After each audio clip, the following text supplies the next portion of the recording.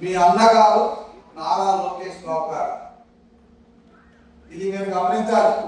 నా 35 సంవత్సరాల అనుభవం చూశాను, పరిపాలన అనుభవం. 7 సంవత్సరాలు రాజకీయాల్లో ఉన్నా. కానీ విద్యాశాఖ మంత్రిగా నారా లోకేష్ బాబు గారు తీసుకున్నటువంటి సంస్కరణలు ఏ ఒక్క మంత్రి కూడా గతంలో చేయలేదని ఘంటాపథంగా చెప్పగలరు.